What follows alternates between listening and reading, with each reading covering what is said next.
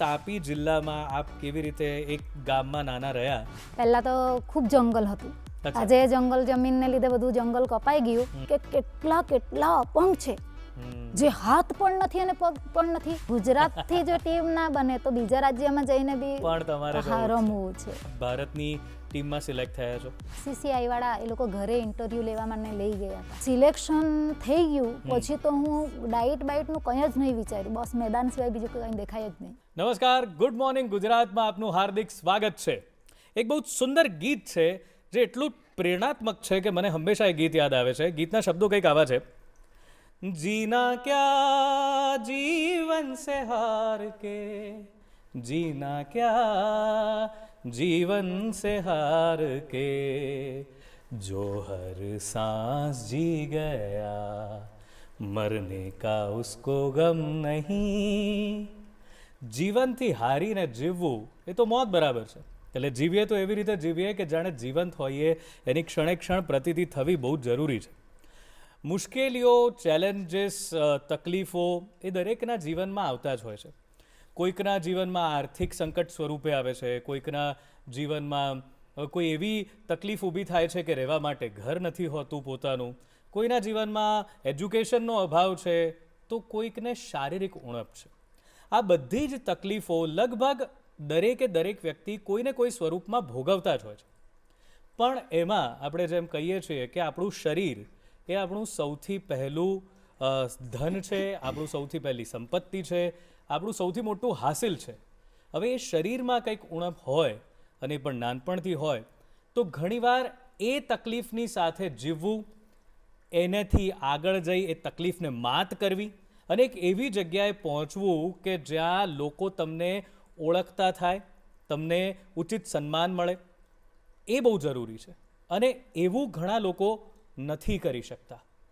ઘણા લોકો એવું વિચારે છે આજે તાવ આવ્યો, શરદી થઈ, એવી નાની નાની તકલીફોમાં પણ આજકાલ એવું થઈ ગયું છે કે લોકોને ટેન્શન થઈ જાય છે, ડિપ્રેશન થઈ જાય છે. પણ આજે આપણે એક એવા વ્યક્તિને મળવાના છીએ કે જેમણે નાનપણથી એક શારીરિક ઉણપ સાથે પોતાની જાતને જોઈ પણ એ હિંમત ના હાર્યા, પોતાને એવા મુકામ પર લઈ ગયા, એવી જગ્યાએ પહોંચાડી પોતાની જાતને કે તેઓ બીજા માટે પ્રેરણા બન્યા. આપણે કહીએ છીએ કે પુરુષોમાં કદાચ શારીરિક રીતે વધુ ક્ષમતા હોય છે એટલે શારીરિક તકલીફોને સહન કરી શકે, પણ આ તો એક મહિલા છે. એક મહિલા થઈ ઘરની જવાબદારીઓ સંભાળી એક એવી જગ્યાએથી આવ્યા છે કે જે જગ્યા એવી નથી કે જ્યાં બધી સાધન સંપત્તિ, સંસાધનો પૂરતા પ્રમાણમાં મળી રહે, પણ ત્યાંથી આવીને પણ માત્ર રાજ્ય નહીં પણ ભારતની ક્રિકેટની સ્ત્રીઓની ટીમ કે જે દિવ્યાંગોની છે એમાં સ્થાન પ્રાપ્ત કર્યું, પસંદગી પામ્યા.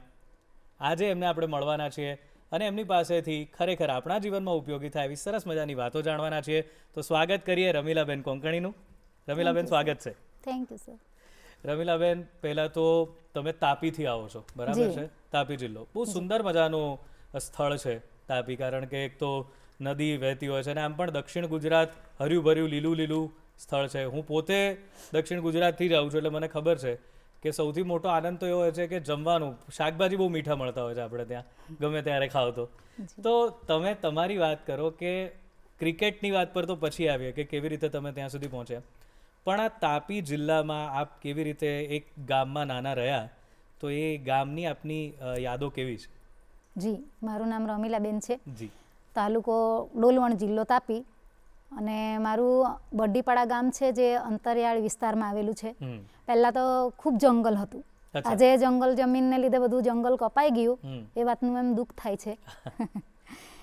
પણ એમ ખૂબ એમ લીલોતરી અને ઘણું સારું લાગતું હતું. જંગલના મેરે જ અમારું ઘર છે. હમણાં જો કે એ લોકો બીજા ખેતી કરે છે જંગલ જમીન, અમે તો જંગલ જમીન કરતા નથી.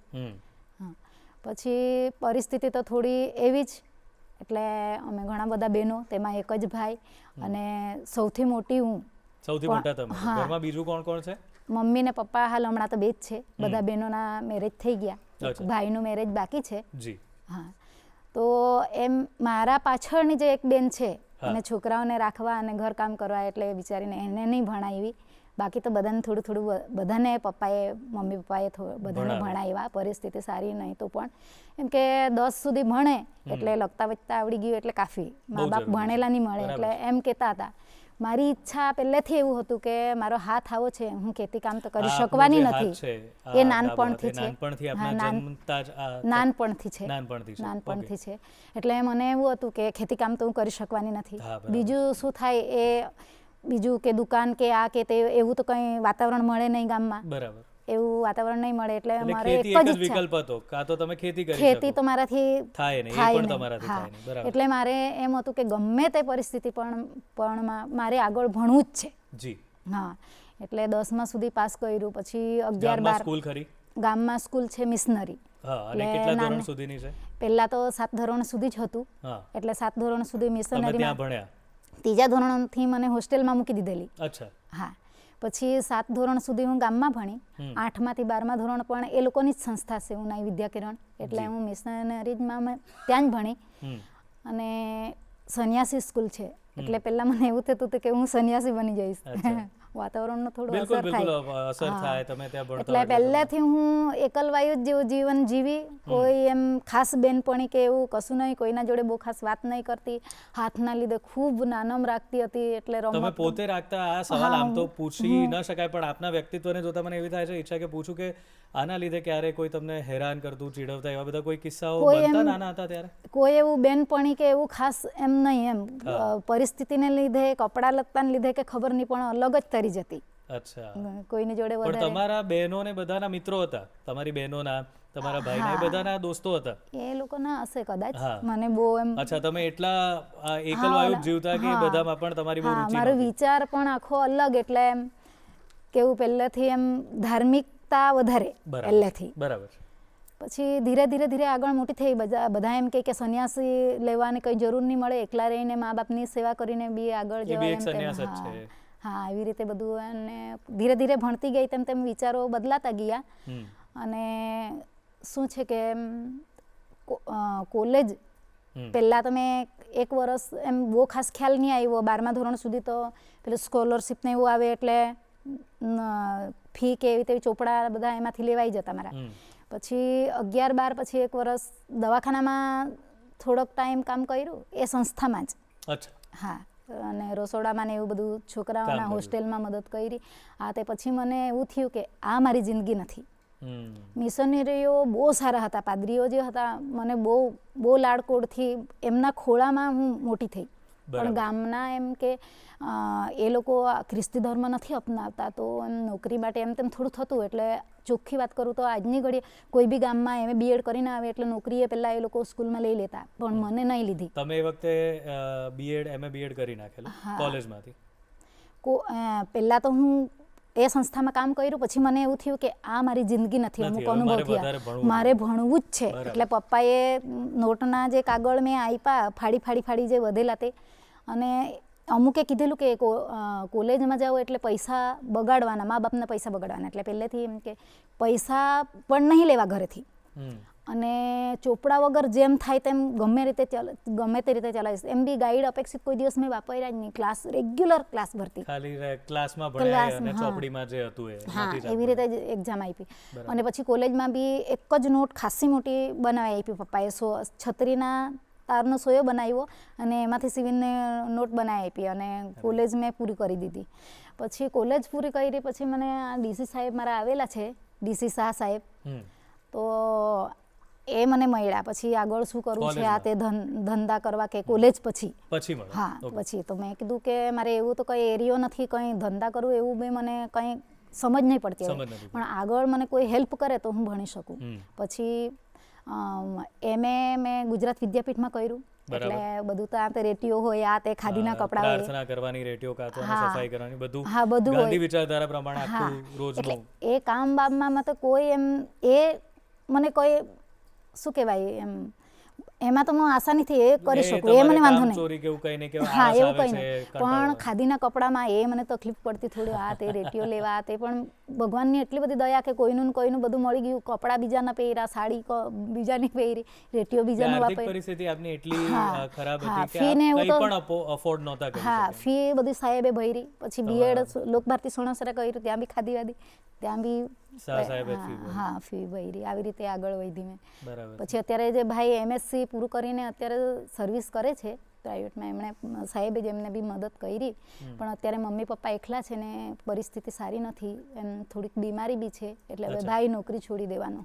ઓહ, તો આપની જે આખી જિંદગીની આપે જે વાત કરી આમ તો આ બધી, હા, એમાં લગભગ સંઘર્ષ જ એક સ્થાયી રહ્યો છે કે દરેક ક્ષેત્રમાં દરેક જગ્યાએ આપને કંઈક ને કંઈક સંઘર્ષ કરવો પડ્યો છે. તો ક્યારે એવું નહોતું થતું કે હિંમત હારી જાઓ કે રોજ જ એક દિવસ એવો બાકી નહીં, હાથનો વિચાર કરતી, મારો આજે હાથ સારો રહેતે તો કોઈ પ્રોગ્રામ હોય, કોઈ નાચે, ખાસ કરી ગરબા નાચે, ત્યારે મને તાળી પાડવાની શરમ આવે એમ તેમ, ત્યારે મારા આજે હાથ સારો, આજે પણ અફસોસ થાય ભજનમાં એમ તેમ હોય તો તાળી પાડીને ભજન ગાય ત્યારે મને બહુ અફસોસ થાય કે મારો બી આજે તો મેં કરતાલ લીધા. આજે દર ગુરુવાર હું ભરું છું, ત્યાં અમારે રાત્રે સત્સંગ મિની સત્સંગ ચાલે છે, તો મેં કરતાલ લીધા કે એક હાથે બે વગાડી શકું. વાહ, લોકો કહે છે કે એક હાથે તાળી ના પડે, પણ તમે એક હાથે તાળી પાડતા શીખી ગયા, એટલે આ જુઓ વાત એ જ છે કે તમને સમસ્યાઓ સંઘર્ષ કેટલું બધું શીખવાડી દે છે. હા, તો પછી એટલે તમે આ ક્રિકેટ વાળી જે વાત આવી, સ્પોર્ટ્સની વાત આવી, સ્પોર્ટ્સમાં તો નાનપણથી રસ હતો ખરો? સ્પોર્ટ્સનો તો ટીવી નહીં, મોબાઈલ નહીં, એટલે એ મને કશું ખબર નહીં. પહેલા તો રિસેસ ને એવી પડતી, હાઈસ્કૂલમાં ગઈ પછી કબડ્ડી ને એવું રમતા ને, કબડ્ડીનો મને બહુ જ શોખ. રિસેસમાં રમતા તો તબિયત બહુ સારી હતી, એટલે 3-4 જણ મને કમરમાં પકડી લે તો આરામથી ઘસીડી લઈ જાઉં. એટલે સ્કૂલમાં બી ક્યારે રિસેસ પડશે અને ક્યારે રમીશ, ક્યારે કબડ્ડી રમીશ. હા, પછી કોલેજમાં આવીને FYમાં બહુ ખબર ના પડી. એ કબડ્ડીમાં પણ આપ ખાસા લોકપ્રિય થતા હશો કે બધા એ કરતા હશે કે આને ધ્યાન રાખજો, આ જો આ 3-4 જણને ખેંચી જશે, એટલે ત્યાં તમને તમારું અસ્તિત્વ, તમારી ઓળખાણ દેખાતી હશે ને સ્પોર્ટ્સમાં. રનર્સ અપ થઈ ગયા અમે 2 વર્ષ સુધી. 2 વર્ષ સુધી તમારી ટીમ. હા, અરે વાહ. પછીથી ITI કર્યું મેં. અચ્છા. એટલે 2011 થી ખેલ મહાકુંભમાં ગઈ. પછી જ્યારે સુરતમાં અહીંયા ડિસેબલ વાળા જે સંસ્થામાં અમારે રોકાવાનું થયું, કોનો સરના સંસ્થામાં, ત્યારે મને તો આંખ ઉઘડી ગઈ કે કેટલા અપંગ છે, જે હાથ પણ નથી અને પગ પણ નથી, મોડાથી લખે છે અથવા મોડાથી થાળી પોતાની લે છે અને પોતે ખાય છે અને કેવી રીતે કામ કરે છે, એકબીજાનું કામ કરવાનું નહીં, પોતે જ પોતાનું કામ કરવાનું. અને ઘણી બધી હિંમત તો ત્યાંથી પણ મને આવી ને. એના પહેલાં મેં હિંમત હારી ગઈ ત્યારે અમારા ગુરુદેવોનું જીવન ઝરમર વાંચ્યું, તો મેં કીધું આટલા મોટા ભગવાન જે અવતાર લે એને પણ પૃથ્વી પર આટલી બધી મુસીબતો પડતી હોય, સામાન્ય માણસને તો શું. એટલે એનાથી બી મને ઘણી બધી હિંમત આવી. અને એવા લોકોને જોયા આપે, ખાસ કરીને ત્યાં જે લોકો રમવા આવેલા એ બધા. હા, એમને બી જોયા, ત્યાં રોકાયા, એટલે ઘણું બધું જોયું. પછી ધીરે રમવામાં બી પહેલા વર્ષે તો 3 રમત હતી, એટલે ઊંચી કૂદ, લાંબી કૂદ અને ને દોડ. 3-3માં પહેલો નંબર આવ્યો જિલ્લા કક્ષાએ. હા, જિલ્લા કક્ષાએ, રાજ્ય કક્ષાએ. પહેલા નેશનલ જવાની આઈડિયાની હતી, એકલી પડતી હતી, અને પછીથી અમદાવાદ એ લોકોને ખબર પડી કે આ હોશિયાર છે ને રમી શકે છે. પછી નેશનલ લેવલે બી એથ્લેટિક્સમાં રમતી થઈ. પછી સર ત્યાં મીટિંગ બોલાવે તો કોઈ વાર કહે કે સ્વિમિંગનું. સ્વિમિંગ શું હશે ને ક્યારે રહેતી હશે ને શું હશે. પણ જ્યારે એથ્લેટિક્સની અમને કેમ્પ રાખ્યો દાહોદમાં, ત્યારે કંઈ જાહેરાત ત્યાં મૂકેલી હતી, વાંચી લીધું, મારે જવું છે. સુરતમાં હતું અને કેમ્પમાં બીજાને નહીં મોકલાવી, મને મોકલાવી. અને 100 મીટર, 200 મીટર, આ સ્વિમિંગની વાત કરો. હા, એમાં પણ મારો પહેલો આવ્યો. એમાં પણ પહેલો? હા, પહેલો આવ્યો. પછી ખેલ મહાકુંભમાં સ્વિમિંગ આવ્યું, એમાં રમતી થઈ ગઈ, એમાં બી પહેલો આવે. પછી નેશનલમાં ગઈ, એમાં મેં બેક સ્ટ્રોકમાં મારો 3જો નંબર આવ્યો નેશનલમાં. અરે વાહ. પછી આ ક્રિકેટનું આવ્યું, એટલે બીજું બધું સાઈડ પર મૂક્યું. તો આખી આજે તમારી સ્પોર્ટ્સ રમતગમતની વાત થઈ, તો પરિવાર બીજી તરફ, કારણ કે તમે તો નીકળી જ ગયા છો, કારણ કે વારંવાર કેમ્પમાં જવાનું થાય, ટ્રેનિંગમાં જવાનું થાય, તો એ વખતે ઘરની શું પરિસ્થિતિ હતી? એ વખતે ઘર તકલીફમાં શું હતું? નાનેથી હું તો હોસ્ટેલમાં રહેતી, એટલે ઘેરે તમારું બહુ ઓછું રહેવાનું, અને મા બાપને એટલું બધું કંઈ ખ્યાલ નહીં હોય, બહુ ભણેલા નહીં, એટલે પ્રોત્સાહન આપવા વાળું કોઈ નહીં. જ્યાં પણ ગઈ MA માં, BEdમાં રડતી સામે તમને રોકતાય નહીં ને? ના, રોકતા તો નહીં, પણ અનુભવ નહીં, એટલે હું કશે બી દૂર જવાનું હોય, કોઈ અનુભવ નહીં હોય, જોયેલું કે ભાઈ આવું છે કે મારે આવું જવું પડશે, એમણે ક્યારે વિરોધ કર્યો કે ના ભાઈ આટલે દૂર કેવી રીતે આટલા દિવસ માટે, એવું કશું નહીં? એ લોકો તમારી વાતને સમજી શકતા હતા, ભલે પ્રોત્સાહન ના આપે પણ એ સમજી જતા હતા કે સ્પોર્ટ્સ કે રમતગમતમાં તમારી રુચિ છે, એટલે તમને આ રીતે જવું પડશે આગળ. હા, પણ અત્યારે છેલ્લે શું થયું કે ઘેરે હવે કોઈ રહ્યું નહીં બેનો, એટલે ક્રિકેટમાં સિલેક્ટ થઈ પણ એ લોકોને એટલો બધો ખ્યાલ નહીં આવે ક્રિકેટ એટલે શું. એટલે કંઈ બી ઘેરે કામ હોય તો તું આવશે કે ઘેરે કામ કરવા. ટ્રાઇબલ માંથી આવો છો ને? હા. તો આપના મા બાપને ક્યારે કોઈ આવું ક્રિકેટ શું કે ટીવી એનું કોઈ જ જ્ઞાન જોયું જ નથી? ના, જોયું જ નથી. તો એક ખેતીવાડી એ જ આપનો એક પ્રાથમિક વ્યવસાય હતો અને બીજું કંઈ જ નહીં, ના ટીવી ના રેડિયો કંઈ જ નહીં? કંઈ જ નહીં. પણ સાહેબનો મને એટલો બધો સપોર્ટ મળ્યો આ સાહેબનો કે વાત જ ન પૂછો. ને પહેલાં ક્રિકેટમાં સિલેક્ટ થઈ ત્યારે પણ મને આટલું બધું મહત્વ નહીં ખ્યાલ આવ્યો. પણ હું બસમાં ને એવું બરોડા પ્રેક્ટિસમાં આવું તો કોઈ બી મને બસમાં ઓળખી જાય તો પછી કહે છે કે તમે બેન ક્રિકેટમાં સિલેક્ટ થયા છો એમ. તરત સેલ્ફી લે. અચ્છા, એ બધાને કેવી રીતે ખબર? કંઈ તમારું છાપામાં આવેલું કે એવું કંઈ? હા, છાપામાં આવ્યું. પછી આપણે દિવ્ય ભાસ્કર વાળાએ છાપામાં આપ્યું અને આપણે અહીંયા પણ ઇન્ટરવ્યુ થઈ ગયેલું. ઇન્ટરવ્યુ થયા. હા, ટીવીમાં પણ આવ્યું. એટલે બધે જેમ જેમ જોતા ગયા આજ સુધી જેને છેલ્લે ખબર પડતી જાય અભિનંદન આપતા જાય. અને એકવાર તો એવું થયું કે હું ઘર આગળ જેવી આવી વ્યારા સાહેબના ઘર આગળ, એટલે કોઈ પોલીસવાળા મેડમ જતા હતા તો સામેની સાઈડ હતા, ગાડી ઊભી રાખીને આવ્યા અભિનંદન આપવા. પછી કશે બી એમ ચાલતી જતી હોય ગાડીવાળા હોય સાયકલવાળા હોય ઊભા રાખીને પછી અભિનંદન કહેતા. પહેલાં પૂછે તમે સિલેક્ટ થયેલા છો એમ. ત્યારે મને ખબર પડતી કે કેવી રીતે ઓળખી જાય છે અને આટલું બધું મહત્વ. પછી ક્યાં બી જઈને એટલે એમ પૂછે કે તમને કેટલી સેલેરી મળે છે. બરાબર છે. આપણે વારંવાર વાત કરી રહ્યા છીએ ત્યારે તમારા સિલેક્શનની વાત થઈ રહી છે. તો એ સિલેક્શનની પ્રોસિજર શું હતી? આપ ત્યાં સુધી કેવી રીતે પહોંચ્યા? ભારતીય ટીમ સુધી ખેલ મહાકુંભથી લઈને એની જર્ની કેવી હતી? એ કેવી રીતે પહોંચ્યા? પહેલાં તો હું ખેલ મહાકુંભમાં અમારું રાજ્યનું જે રમવાનું હતું નડિયાદ ગયા હતા. ત્યાં અમારા કેપ્ટન બેન એમણે કીધું કે અમે પ્રેક્ટિસ કરીએ છીએ ક્રિકેટની ને આ તો BCCI થ્રુ બિલકુલ રમાડવાના છે, એટલે બીજે તમે રમશો તો એ બધા ટેનિસ રમશે, એનું કોઈ વેલ્યુ નહીં આટલું બધું. તો અમારી જોડે પ્રેક્ટિસમાં ચાલ એમ કીધું. પછી જ્યારે સિલેક્શન હશે તો મને એવું નહીં કીધું કે અહીંયા કેમ્પ છે ને સિલેક્શન છે. તો હું તમને રોકું છું કે તમે પહેલી વાર જ્યારે ગ્રાઉન્ડ પર ગયા ક્રિકેટ, જેમ તમને બીજી રમતોની ખબર નહોતી, સ્વિમિંગ શું છે તમને ખબર નહોતી, તો એ તમે જોયું પહેલી વાર ત્યારે તમને ખબર પડી છે કે અચ્છા આવી રીતે હોય ને આ સ્વિમિંગ કરી શકાય, બેક સ્ટ્રોક આવી રીતે મરાય. તો ક્રિકેટમાં એવું શું પહેલી વાર જ્યારે તમને લઈ ગયા કે ચાલો હવે ક્રિકેટ રમવાની છે, તો એ કેવું હતું? એ દિવસ કેવો હતો? શું હતું? બહુ જ મજા આવી, કારણ કે એકદમ પાયાનું બધું શીખવે. કેવી રીતે બોલિંગ, કેચ, બોલ કેવી રીતે કેચ કરવાનું. દાખલા તરીકે મારા હાથનો પ્રોબ્લેમ છે તો ઓપરેશન ઘણી વાર કરેલા છે, 5-6 વાર. એટલે મારે અહીંયા બોલ વાગી જાય તો મને બહુ, કારણ કે કમરની ચામડી મારી અહીંયા બધી મૂકેલી છે, તો મને શીખવે કે હાથ આવી રીતે મૂકવાનો અને બોલ પડે એટલે કેવી રીતે હાથ તરત બંધ કરવાનું ને ઉપરથી કેવી રીતે આમ સીધું ઝીલી નહીં લેવાનું પણ આવી રીતે કેવી રીતે ખેંચવાનું, બધું આમ શીખવે. પછી સ્ટેટ બોલ આવે તો કેવી રીતે લેવાનું, સાઈડ પરથી આવે તો કેવી રીતે કરવાનું, બધું શીખવે. પછી હેંગિંગ બોલ પર બેટિંગનું ને એવું હોય હેંગિંગ બોલ પર શીખવે. ફિલ્ડિંગનું કેવી રીતે પડવાનું, કેવી રીતે ઉઠવાનું, કેવી રીતે કઈ સાઈડે બોલ આપવાનું, બધું પાયાથી બધું શીખવતા. અને ત્યાં બી મેચ રમાડીને તો બહુ મજા આવી.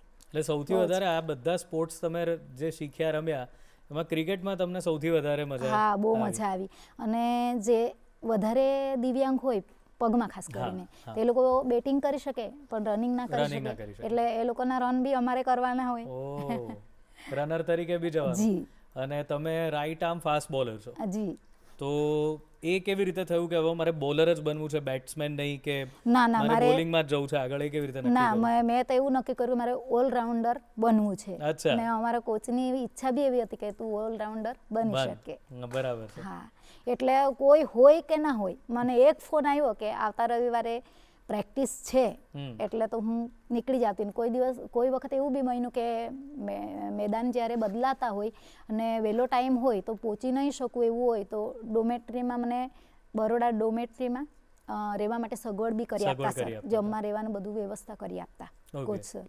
તો પછી તો હવે જે આપ આ વાત કરો છો એમાં તો આપ તાપી રહેવા જતા રહેલા હોસ્ટેલમાંથી અને પરિવાર સાથે રહેતા હતા જ્યારે આપને પ્રેક્ટિસ માટે બરોડા જવું પડતું હતું એની વાત? ના, ત્યારે તો હું સાહેબના ઘરે જ વ્યારા જ રહું છું, કારણ કે મારું તો બહુ દૂર ગામ છે અને ત્યાંથી કોઈ વાહન નથી મળતું. ત્યાંથી કોઈ વાહન હજુ પણ નથી મળતું? કનેક્ટિવિટીનો પ્રોબ્લેમ છે એટલે તમારે. જી. ઓકે, એટલે તમે ત્યાં રહો છો. ઓકે. અને પછી તો તમારે અહીંયા આવવું પડતું, તો બધા કામકાજ પતાવીને તમે પ્રેક્ટિસમાં આવતા, તો ક્યારે એવું નહોતું થતું કે થાકી જવાય છે આટલું બધું કામ? કોઈ ઊંઘ હોય પણ એમ લાગે નહીં, કારણ કે હજુ બી મારે એ જ કે ક્યારે રમાશે. ક્યારે રમાડશે નહીં રમાડશે શું છે ટીમનું હજુ રમવાની ઈચ્છા બહુ જ છે એટલે હવે અત્યારે મનમાં એ જ વાત ચાલતી હોય છે કે રમવાને ક્યારે મળશે. હા, ગુજરાતથી જો ટીમ ના બને તો બીજા રાજ્યમાં જઈને બી પણ તમારે રમવું છે. ક્યાં વાત છે, તમારી ઈચ્છા પૂરી થવાની જ છે. પણ અત્યારે તમારી સાથેની આ વાત ચાલુ રાખીશું. રમીલાબેન સાથે વાત કરીએ છીએ, બહુ મજા પડી રહી છે કારણ કે કેટલા બધા સંઘર્ષો વેઠીને પણ એમણે પોતાના લક્ષ્યને નથી છોડ્યું, એ જાણીને બહુ આનંદ થાય છે. તો અત્યારે સમય છે એક વિરામનો. મળીએ વિરામને પહેલી વાર.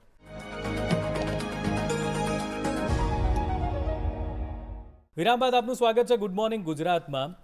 વાત ચાલી રહી છે એવા વ્યક્તિઓની કે જેઓ રમતગમત સાથે જોડાયેલા છે, કારણ કે સામાન્ય રીતે દરેક વ્યક્તિનું એવું માનવું હોય છે કે જો તમે રમતગમતના ક્ષેત્રમાં જતા હો તો ફિઝિકલ ફિટનેસ ઇઝ મસ્ટ. તમારે શારીરિક રીતે તો સક્ષમ હોવું જ જોઈએ, તો જ તમે રમતગમતના ક્ષેત્રમાં જઈ શકો. પણ વાત એવી પણ છે કે એક બીજી દુનિયા છે કે જ્યાં એવા જ લોકો આ રમતગમતને અપનાવે છે. એમના માટે ખાસ એનું આયોજન કરાય છે કે જે લોકો શારીરિક રીતે અક્ષમ છે, સક્ષમ નથી, અને એ બધા રમે છે. અને જેમ રમીલાબેને કહ્યું એમ એ રમત પણ જોવા જેવી છે. કદાચ આપણા જેવા લોકો કે જે લોકો પૂર્ણતઃ સ્વસ્થ છે શારીરિક રીતે, એ પણ જો એ લોકોને જુએ, એમની રમતને જુએ, તો કદાચ આપણા જીવનના ઘણા સ્ટ્રેસ, ઘણા મુસીબતો, તકલીફો, આ બધું ઓછું થઈ શકે એમ છે. તો ચાલો એવી જ એક વાર્તા તરફ આપણે જઈએ. વાત છે નડિયાદની કે જ્યાં આગળ national sports event for blind, એટલે કે જે લોકો પ્રજ્ઞાચક્ષુ છે, એમના માટે નેશનલ લેવલની પહેલીવાર સ્પોર્ટ્સ ઇવેન્ટ દિલ્હીની બહાર થઈ. અને ખૂબ સરસ મજાની આ એક આપણને પ્રેરણા આપે એવી એક વાત છે. તો ચાલો મળીને નિહાળીએ આ પ્રેરણાત્મક વાત. દોસ્તો, એકવાર આંખો બંધ કરીને ખાલી 2 મીટર ચાલવાનો પ્રયાસ કરો. ખબર છે આ કામ બહુ અઘરું છે, પણ આપણા આ દોસ્તો માટે અઘરું નથી. આ દ્રશ્યો છે national sports event for the બ્લાઇન્ડની, જ્યાં દેશના તમામ રાજ્યોમાંથી દ્રષ્ટિહીન ખેલાડીઓએ ભાગ લીધો છે. ઇન્ડિયન બ્લાઇન્ડ સ્પોર્ટ્સ એસોસિએશન અને પેરા સ્પોર્ટ્સ ઓથોરિટી ઓફ ગુજરાતે સાથે મળી દેશમાં પહેલીવાર દિલ્હીથી બહાર આવીને આ નેશનલ ઇવેન્ટનું આયોજન નડિયાદના સ્પોર્ટ્સ કોમ્પ્લેક્સ ખાતે કર્યું છે. ब्लाइंड स्पोर्ट्स में कुछ स्पोर्ट्स ब्लाइंड के लिए ही अलग बनाया गया, डिज़ाइन किया है. उसके रूल्स एंड रेगुलेशन सब इप्सा बनाएंगे. तो हम उसी रूल्स को फॉलो करते हैं ग्रास रूट लेवल में भी, क्योंकि कल को ये प्लेयर्स नेशनल लेवल में जाके इंटरनेशनल में जाते हैं तो they should learn from the basics. तो मेरे basic objective grass root level में काम करना, टैलेंट्स को निकाल के लाना. अगर आप मेट्रो सिटीज़ में जाएंगे, दिल्ली, बॉम्बे, कलकत्ता, चेन्नई में, आपको भरपूर खिलाड़ी मिलेंगे और वो लोग हर टूर्नामेंट में, हर चैम्पियनशिप में जीतते हुए नजर आएंगे. બ્લાઇન્ડ લોકો માટે એક્ઝામમાં પેપર લખવાવાળા હેલ્પરને તો તમે જોયા હશે, પણ આજે આપણે જોઈશું રેસ અને એથ્લેટિક ગેમમાં તેમની આંખો બની મદદ કરતા તેમના ગાઈડને. मैं इनको कुछ नहीं जानता था. मैं पहली बार इनको टूर्नामेंट कराने आया था स्टेट का. फिर इनसे मुलाकात हुई, फिर इनके साथ धीरे धीरे घुलने मिलने लग गया, फिर इनके साथ संपर्क में रहने लग गया, फिर इनको धीरे धीरे नेशनल स्टेट खिलाने लग गया. अब इनके साथ ही रह रहा हूँ मैं. આ દરેક પ્લેયર સતત મહેનત કરી નેશનલ લેવલ સુધી તો પહોંચ્યા છે, પણ તેમની પાછળ તેમના કોચનું ઘણું યોગદાન હોય છે. मैं जो इप्सा का जो नेशनल हो रहा है, ये मैं 2002 से खेलता आ रहा हूँ और मैंने इप्सा के सारे ही नेशनल खेले हुए हैं. मैं फर्स्ट जो विजुअल इम्पेयर्ड हूँ, जो इप्सा वर्ल्ड गेम्स में सिल्वर मेडल लिया था मैंने, जो कि अपना टर्की में हुआ था. और मैंने 4 बार Asian Games, 3 time world championship, Paralympic committee of जो होता है उसका खेला है मैंने. सो मेरा काफ़ी एक बहुत ही लंबा जो मैंने अपने विजुअल इम्पेयर्ड में स्पोर्ट्स के लिए दिया है मैंने. જીવનના દરેક પડાવ પર ધીરજ, સંકલ્પ અને શ્રેષ્ઠતા બતાવી દેશના તમામ ખેલાડીઓ અહીં उत्साहથી આવ્યા છે. मैं स्कूल में था तो स्कूल में गेम्स होती थी तो उसमें पार्टिसिपेट करता था और उसके थ्रू मैंने स्कूल में 2 बार इप्सा खेला और सेकेंड टाइम में मैंने ब्रॉन्ज लाया था और 2018 में मैंने खेली तो उस समय मैंने गोल्ड मेडल लाया था जेवलिन थ्रो में. जब मैं स्कूल में था, घर में था, तो उन्हें लगता था कि ये पढ़ाई भी कर सकता है, नहीं कर सकता है.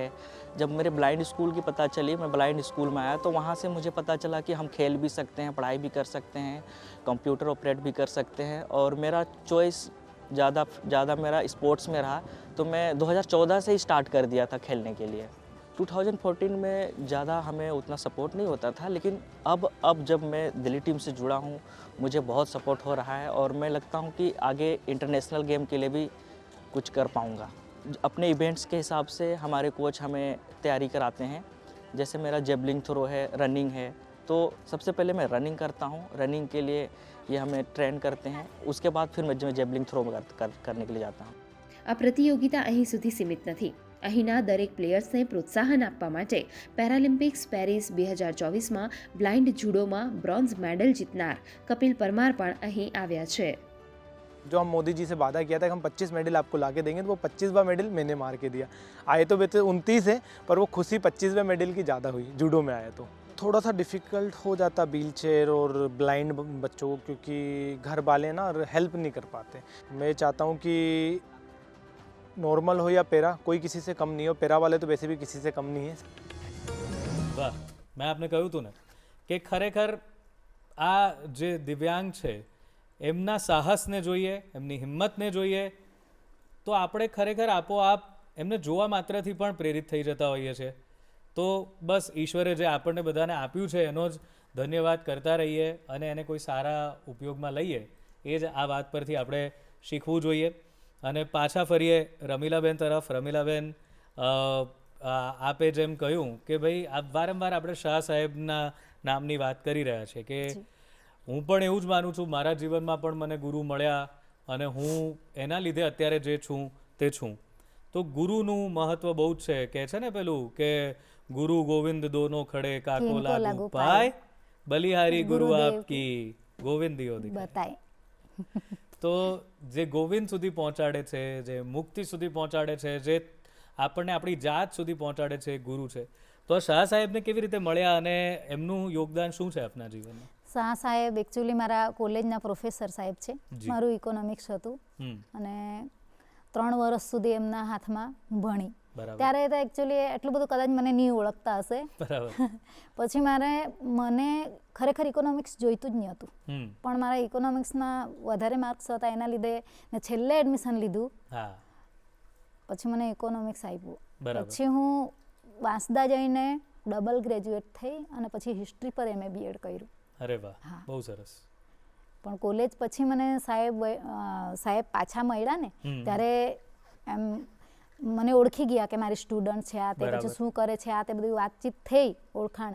પછી વાત કરી કે કોઈ ધંધો કરવો હોય તો હું પૈસા આપું તો કરી શકે આગળ. તો મેં કીધું ધંધો કરવા એવું તો મને કંઈ આઈડિયા નહીં મળે, પણ તમે મને આગળ ભણાવતા હોય તો હું ગમે તે રીતે તમારા પૈસા ચૂકવી દઈશ, પણ મને આગળ ભણાવો. અને તૈયાર થઈ ગયા અને આજે અહીંયા સુધી પહોંચે. હા, તો ને એટલું જ નહીં પણ એમનો બહુ જ ફાળો છે આ રમત ગમત બાબતે કે દરેક બાબતે. મને એ લોકો ખરેખર કોલેજમાં પ્રોફેસર હતા ત્યારથી કોઈ સ્કૂલમાં બી સેવા આપવા જતા, પૈસા નહીં લેતા. અને ઘરે છોકરાઓને એક ઘરે કોઈ બી ઘરે ભેગા કરતા ને ત્યાં બી એ લોકો ટ્યુશન જેવું આપવા જતા હતા સવાર સાંજ. ત્યાં બી પૈસા કંઈ લેતા નહીં હતા, સેવા જ કરતા હતા. એકચ્યુઅલી મને આ ગ્રાઉન્ડ પર મૂકવા આવવા, લેવા આવવા અને કોરોનાને એવું આવ્યું એના લીધે એમણે એ બધું છોડવું પડ્યું. ને તો એ બધું ચાલુ હતું. એટલે બહુ મોટી વાત છે કે શિક્ષક તરીકેની એમની જે ભૂમિકા હતી એ એમણે માત્ર ક્લાસરૂમ સુધી સીમિત ના રાખી અને કોઈ એક વિદ્યાર્થીનું જીવન બદલી શકે એ જ સાચો શિક્ષક છે આમ તો. જ્યાં સુધી જરૂર પડે ત્યાં સુધી. અમુકને ક્લાસરૂમની બહાર જરૂર નથી હોતી, પછી એ પક્ષી જેમ માળાની બહાર જઈને પોતાની રીતે ઉડતું થઈ જાય એવી રીતે હોય છે, પણ ઘણાને એવી જરૂર હોય છે. તો એવી રીતે આપની સાથે રહ્યા છે. તો હવે આ જે આખી વાત આપે કરી કે એક મોટી વાત એ થઈ કે આપ સિલેક્ટ થઈ ગયા, તો ઘરે જ્યારે આપને કેવી રીતે સમાચાર મળ્યા હતા કે હવે આપ ભારતની ટીમમાં સિલેક્ટ થયા છો? ત્યારે મને લાગે BCCI વાળા એ લોકો ઘરે ઇન્ટરવ્યૂ લેવા મને લઈ ગયા હતા. અચ્છા, ઓકે. હા, અને મમ્મીને પપ્પાને બેસાડ્યા હતા, બધા વિડીયો ને એવા લીધેલા, મમ્મી પાસે રોટલા બનાવડાવ્યા, શાક બનાવી જઈમાં. બરાબર છે. એટલે એ ઇન્ટરવ્યૂથી આપને જાણ થયેલી કે આપ ભારતીય ટીમમાં સ્થાન પામી ચૂક્યા છો.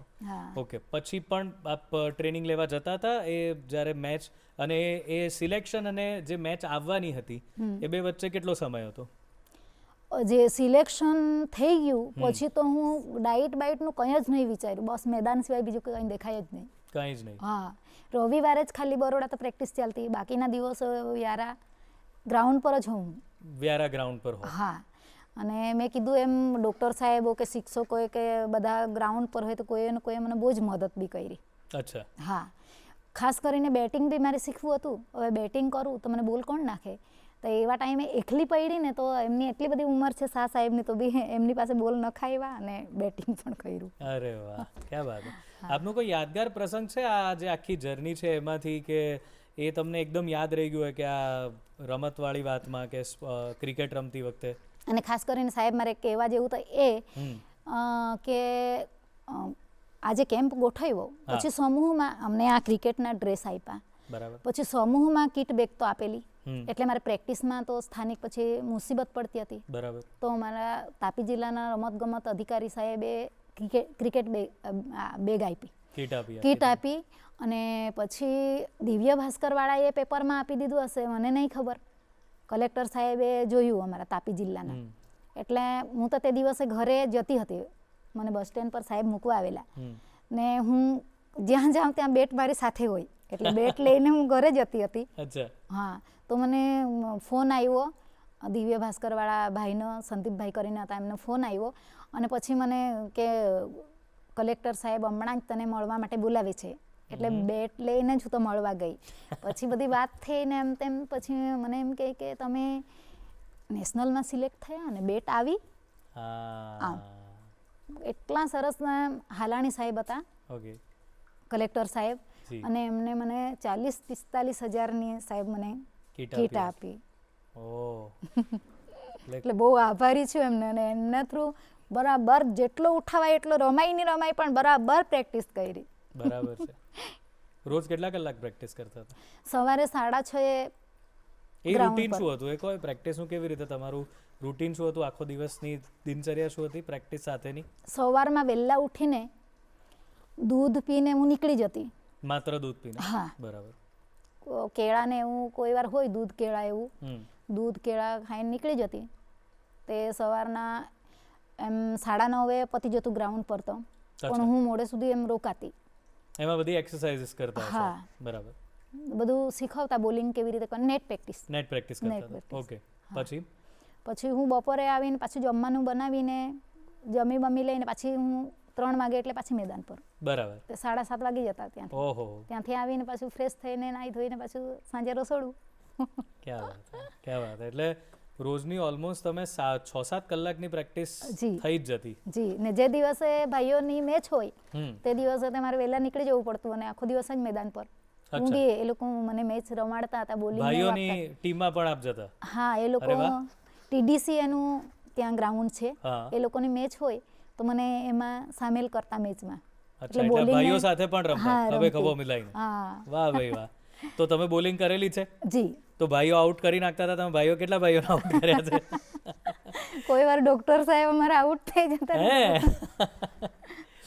પણ અમારી એવી જ ઈચ્છા છે કે અમે પણ આપને જોઈએ ભારતની ટીમમાં રમતા, અને અમને પણ ગર્વ થાય કે આ અમારા ગુજરાતની નારી છે, મહિલા છે કે જે ભારત વતી રમી રહ્યા છે. અને ખરેખર પેલી એક બહુ જ સરસ કહેવત છે, એક સરસ શાયરી છે કે મંजिलें उन्हीं को मिलती है जिनके इरादे में जान होती है, सिर्फ पंखों से कुछ नहीं होता, हौसलों से उड़ान होती है. એટલે ઈશ્વરે કદાચ એવું જ કંઈક નક્કી કરીને આપને આ ક્ષતિ આપી હશે કે એના લીધે આપ કંઈક વધારે કરો. પેલું કહેવાય છે ને કે ઈશ્વર પણ તમને એટલી જ તકલીફ આપે છે જેટલી આપ સહન કરી શકો, એનાથી વધારે તકલીફ નથી આપતા. એટલે તમને જો વધારે તકલીફ મળી છે તો એવું સમજવાનું કે તમારી શક્તિ વધારે છે, એટલે તમને પછીથી એવું થયું સર, જો આજે મારા હાથ સારો હતો મને ક્યાંય પરણાવી દેતે. આ સ્ટેજ મને નહીં. આજે તમે જે અલગ તમારું સ્થાન ઊભું કરી શક્યા છો એમાં કેટલો મોટો હાથ છે. પણ અમે આપને ખૂબ ખૂબ શુભકામનાઓ આપીએ છીએ. આજે આપ સ્ટુડિયોમાં આવ્યા છો અને ખરેખર બહુ સરસ મજાની પ્રેરણાદાયી વાતો અમારી સાથે શેર કરી છે, એ બદલ આપનો ખૂબ ખૂબ આભાર. બીજું કે સર, હું પ્રેક્ટિસ માટે જતી હતી, એને જોઈને ઘણી બધી ફ્રેશ છોકરીઓ આવતી હતી પ્રેક્ટિસમાં, અને જેના હજુ તો નાની છોકરીઓ એ એમ જોઈને કહેતા હતા કે અમારી છોકરી જો મોટી થશે તો અમે ક્રિકેટર બનાવીશું. હું ખરેખર બહુ ખુશ થતી હતી કે હું રમી મારી રમવાની તો ઈચ્છા છે જ. ના, તમે રમશો જ. કોઈક એને જોઈને તો પહેલેથી કાળજી કરશે કે રમશે. નાનપણથી શીખવાડશે ને હા. રમાડશે. ક્યાં વાત હે, આપની આ ઈચ્છા પૂરી થાય એવી શુભકામનાઓ સાથે ખૂબ ખૂબ આભાર. Thank you very much. આભાર તમારો સાહેબ.